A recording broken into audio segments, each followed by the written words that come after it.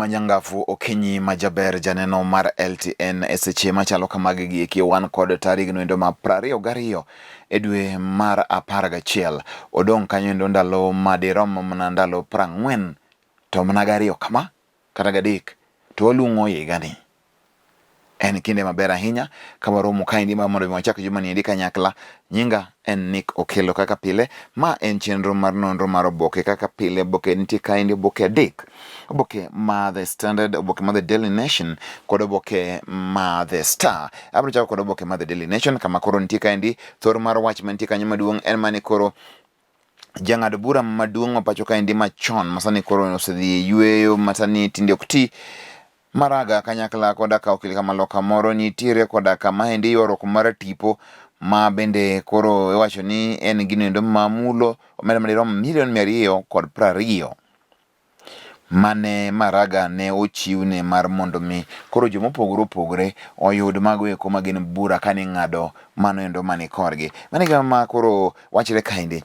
In his response to defamation suit filed by retired Chief Justice David Maraga over 220 million bribe allegedly given to a Supreme Court judge, city lawyer Ahmed Abdul Nasir Abdullahi claims the retired CJ has a history of soliciting favors. The senior counsel also questions Maraga's lifestyle and source of wealth.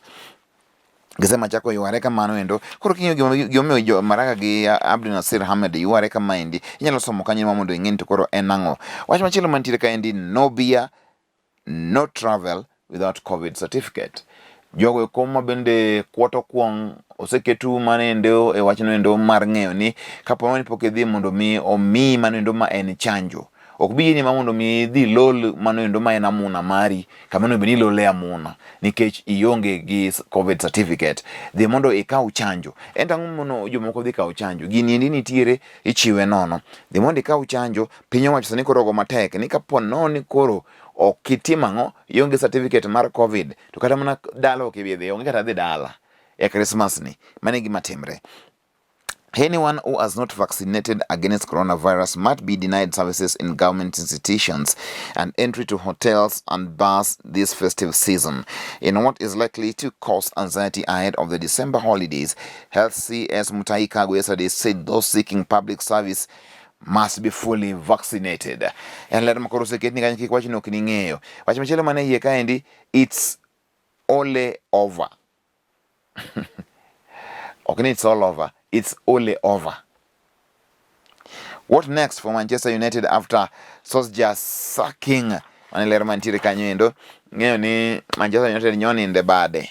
Koso ni ndi koro ng'amane ginendo lwaro kuom bondo lwaro kuom maduong' ahinya bondo lwaro kuom Ole Gunnar Solskjaer man jeta kwith margi. To Oboke ni mar adek, Tuju masani koro nigi liel mama ne otho.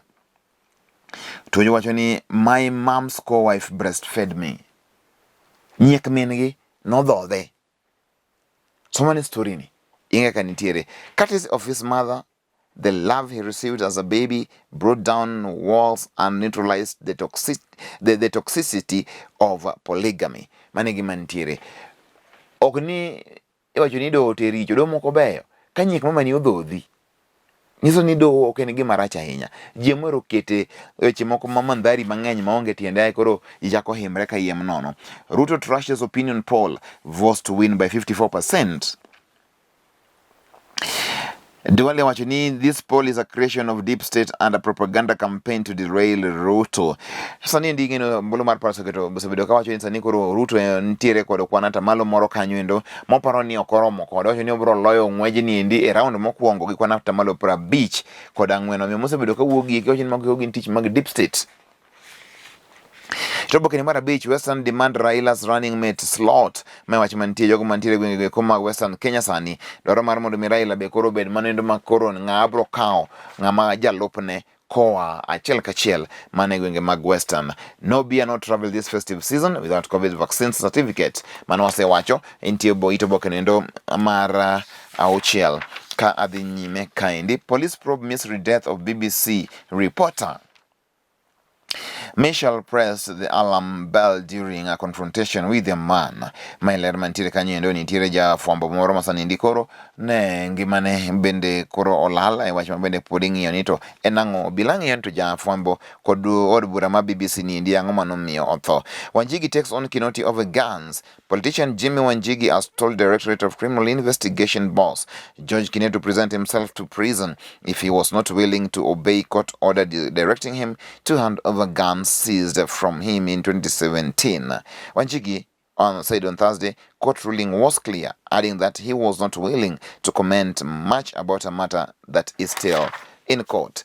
Nyakasani ndidi say pokodhi e odang'ech njo sobedo osetwe dweche ang'wen otwe to wuotha Kenya ka indi nitie jok moko ma court osetwe dweche ang'wen nikech gimiluongo ni contempt of court orders. Teni koro bet ni Samantha mar court okobadhi ginendo sani koro miyo koro no twe manendo madirom dweche ang'wen to George Kinoti kwadho mna wuoth onge gimo badhe to ng'ama chielo kokwalo gweno to ket kori morind kori titi mondo mi idhi timri nade idhi ibede jela ora mondo mi piny Kenya bedien piny makapo no gol Samantha kod do to obedo ni en gima ji telo. Nobody is above the law.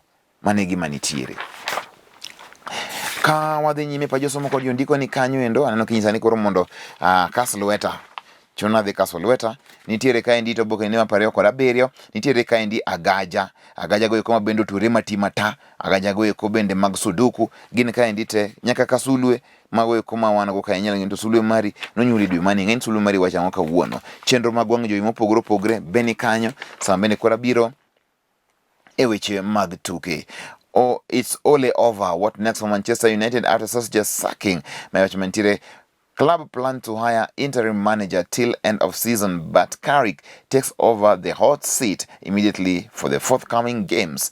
Michael Carrick nitiere kanyo endo iwacho ni koro kuom sani endi en makoro bro kawo thoro endo ma Sosja nyagi ni Sosja kaka jalupne kana bote mang'o manyien mane wacho mantiere.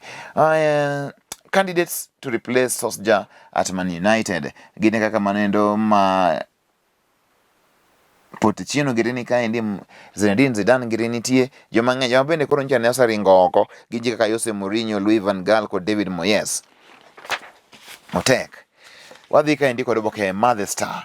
Thoro mar wach maduong' mantiere wiye kanyo endo en ni Kalonzo calls key party meeting to decide 2022 bid. Wiper leader says he will not play second fiddle to anyone. Kalonzo Ramoni en bende sani endi ochum na wang'e tir dhi debe mar mondo mi 2022 obendo kawo komno endo oluongo mano endo bura mar Wiper ndo mi koro gilose wachno. Juma parents call for harsh punishment. Patrick Odhiambo, the father of convicted terrorist Joseph Juma Odhiambo, wants the government to give his son a merciless sentence for attempting to escape from Committee Maximum Prison.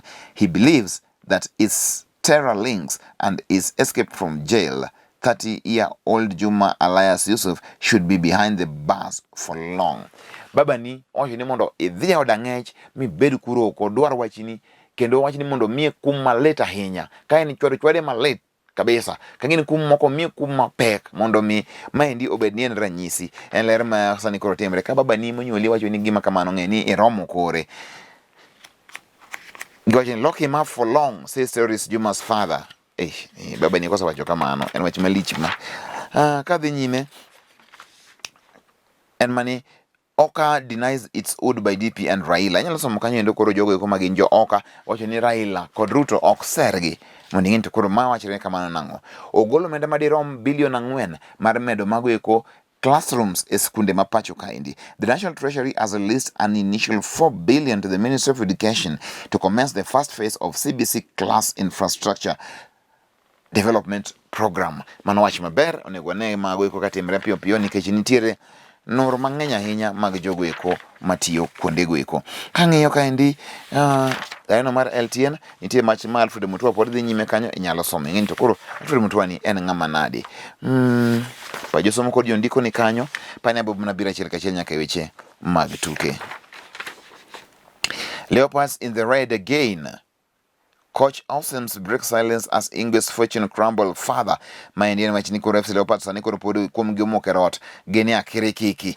Nyalo somo benito Oboke ndi ma pradeko na chiel. What went wrong? Manchester United fire Solskjaer seek replacement. Just what went wrong? Ole Gunnar osedhi onge.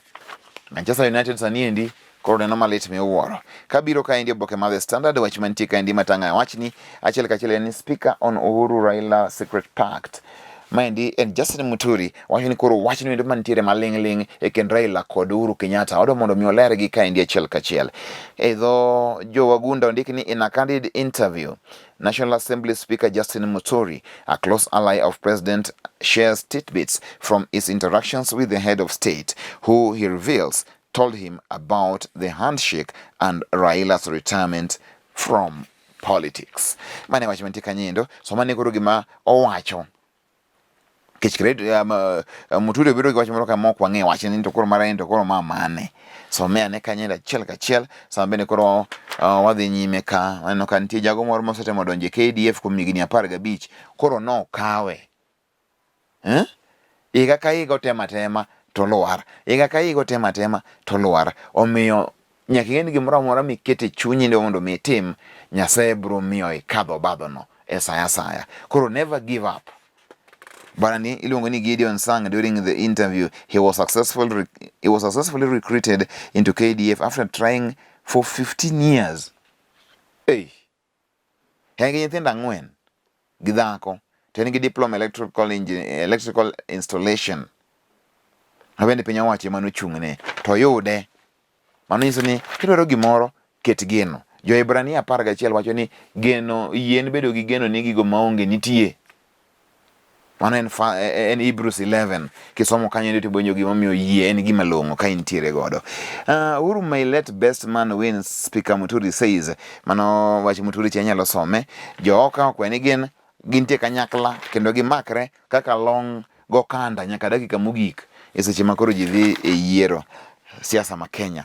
Raila, youth must lead in economic liberation push. Raila wachinsa ni koro jogo ikoma gin rowere mondo mi obede nyime e lweny no endo mar neno ni koro uchumi mar Kenya ochak nya e okang' manyien.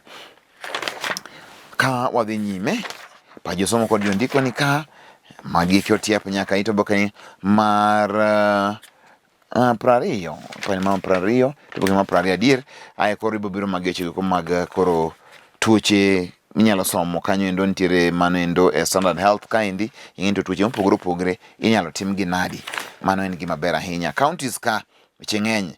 Rift Valley senators plot to dislodge county chiefs. Sani ndi jogo mondo mi koro okaw thuolo go eko mag governors makuro gin ji kaka Susan Kihika dwa thicho oko Lee Kinyanjui, sama koro Christopher Lang'at dwa golo oko Hilary Barchok. Samuel Pogisio dwa thicho oko jago ma en Professor Lonyango Puo, tae bende koro Samson Cherargei dwa bedo governor ma Nandi, to dwa golo mano miluongo ni Stephen Sang. Sema chako tuere koro miyo bende mana kanyo king'iyo. Ka wadhi e weche mag tuke kenda tieko chenro ni ndima kawuono kinyi masani. Wach machielo mantie ka ndi what went wrong for Manchester United. Mane wach maduong' ahinya ma ji penjo. Kaka pile ne alero ni an mara en luome kaka luome no endo mondo koro bendi winji ni to koro mane ma winjo ka koro omisiso ahinya. Momisiso no endo dhi kawe kanyalo kawo gite sawa ok otamre. Mondo chakoro mkendo kiny ka thuolo nitiere ka Nyasaye chako timonwa kama endi. Nyinga en Okello.